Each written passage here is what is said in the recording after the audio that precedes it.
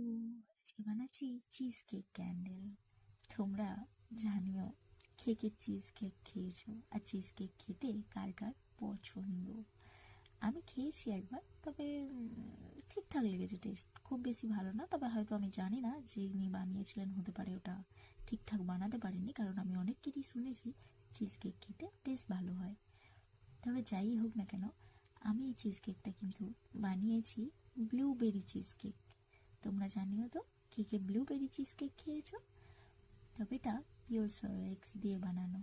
তোমরা চাইলে এটাও খেতে পারো। না না, খেতে পারবে না, দেখতে পারবে। এটার স্মেলটাও কিন্তু ভীষণ ভালো ছিল। মনে হচ্ছিল স্মেলস লাইক হেভেন। তোমরা কিন্তু জানিও তোমাদের কিরকম লেগেছে। আমার কিন্তু ভীষণ ভালো লেগেছে। ধন্যবাদ।